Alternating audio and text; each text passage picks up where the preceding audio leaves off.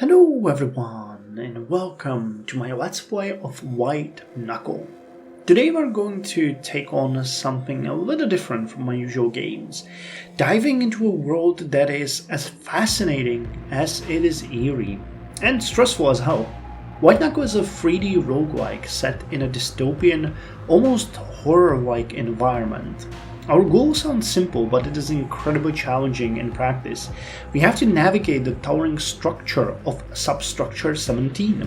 The entire game centers around precision and split-second decisions as we climb the randomly generated, dark and twisted landscape of the game. With a heavy focus on physics-based climbing mechanics, every ledge, jump and grip can be our last one. There's no combat, no enemies, just us against the complex terrain, testing our skill and endurance.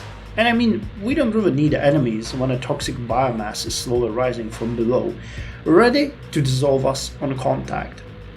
While I don't typically play games like this, White Knuckle gripped me right away with its unique mix of elements that all just speak to me. There's almost a meditative tension here, where mastering each movement is essential to progress. As we're gonna ascend, we'll encounter increasingly complex sections, each with new dangers and surprises. And while I play the game for a couple of hours, I still encounter new areas all the time. Since this game is so fast-paced, I plan to record each climb as a separate episode. Most of them are gonna probably be short ones, especially in the beginning, where each new episode will be a little bit of a longer climb, which I hope adds to the challenge. Basically, every single episode I should or will be a little bit more successful in my runs. So hopefully this format is gonna make it a little bit more fun for you to watch as I push myself to beat the game and reach new heights. So let's get right into it and see if we can conquer the structure without losing our grip, for death awaits below. Okay, welcome to the game. Before we start our climb, I'm gonna explain the mechanics quickly because it's gonna be really hard to do that on the fly. They're very simple. There's really no great great difficult stuff here. Basically, you have your left hand and your right hand, each having their own stamina pool. You can see that they're white right now, but if we climb and hold on to something, they're gonna start turning red all the way to bright red, at which point you're gonna lose your grip. But, if you don't hold on to anything and you alternate your hands, for example, the hands regenerate their stamina pretty quickly. There's also an inventory where you can see we have the hammer. I can grab it anytime. Even if I'm holding onto something, I can just go into the inventory and put it back there. And you also have like a pocket for each one of your hands that can be accessed by just pressing a hotkey on the keyboard. So it's pretty good. There's a number of items that you can get in the game. Two of those you can see here. One of these is this hook that you can put into the wall, but it needs to be hammered in, otherwise you're just gonna tear it out and fall to your doom. I found out that these are actually called pitons, as I found out. And then there's this steel rod that you can throw at the wall, and if you throw it at a shallow enough angle, it's gonna embed itself into the wall and you can use it for climbing. But for now, that's not really necessary. There's also, most notably, cans which you can drink at any point, which will immediately replenish your stamina to full. And there's these steel rods with a rope on them, so I kind of like those. They're probably the most valuable ones because at any point you can just throw it at the ceiling and they're gonna create a climbable surface for you. Anyway, enough, let's climb. Sector 12. Hazardous conditions present. My record is 450 meters. But I'm hoping that it's going to be something along the lines of at least 300 meters today. As I mentioned, each of the climbs will have to be better than the one before, otherwise I'm not going to upload it. And we're already having... okay, well, I'm going to have to go through here. Let's see if this is going to be enough. Yes! Okay, use just one. And where are we off to next? Here. Come on, climb.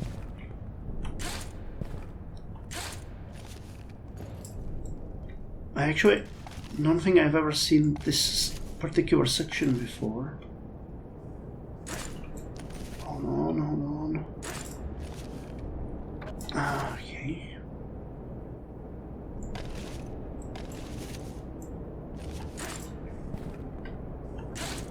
Another steel rod. It's useful to pick up every single item you can because they make your life way more easier in the long run.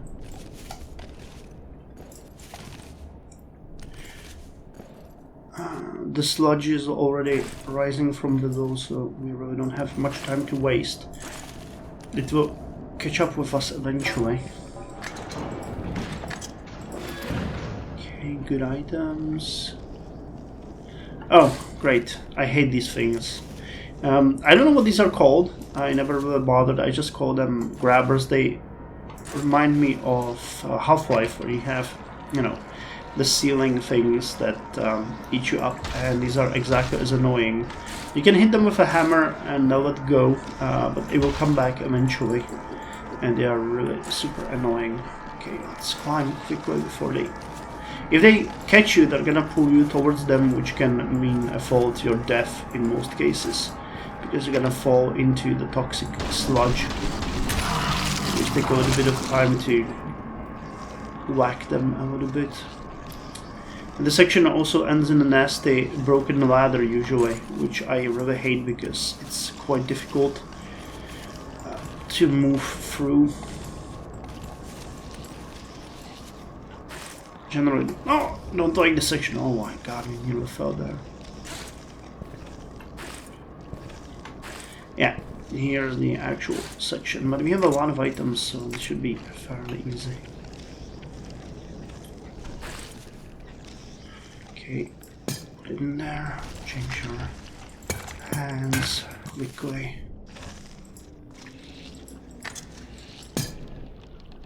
Come on.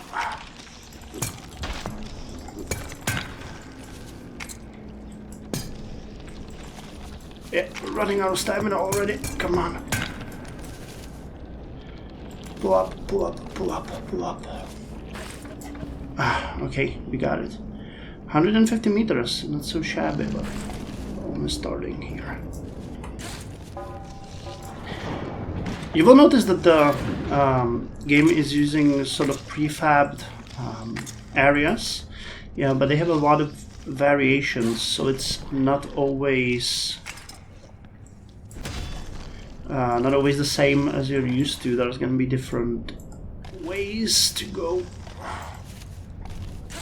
and different challenges. Attention. Facility power levels critical. Main reactor failure detected. Auxiliary systems running at 85%. Which way now? Got a rod here. Let's go.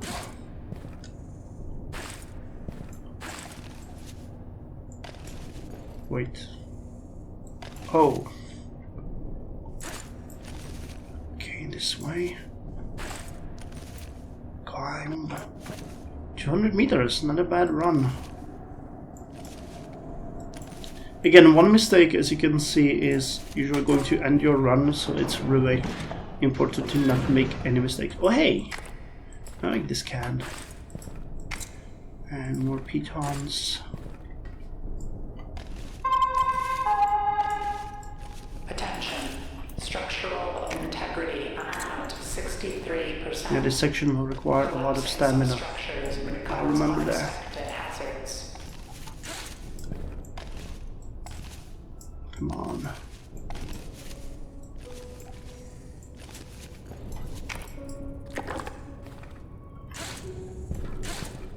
Come on.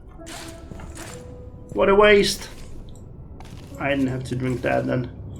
If I was gonna stop by anyway.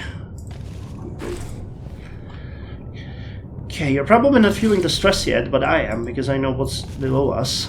And it's coming right after us. The amount of time you're gonna end up in the toxic sludge is more often than not. I actually don't know if there's falling damage, thinking about it, because the moment you fall, you usually fall inside the sludge and you're just done.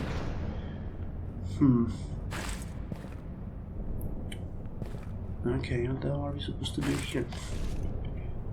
Okay, gotcha.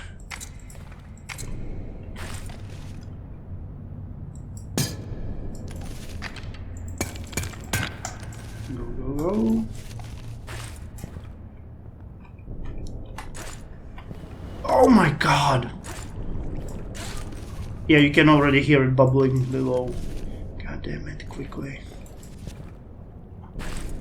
How did I jump right into it?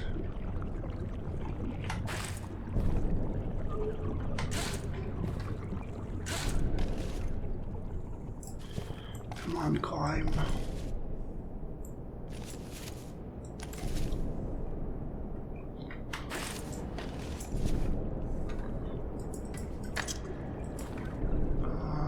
Okay, this way.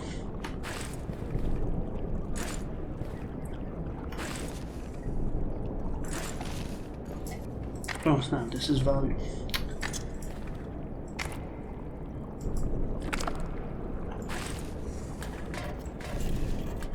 Come on, go.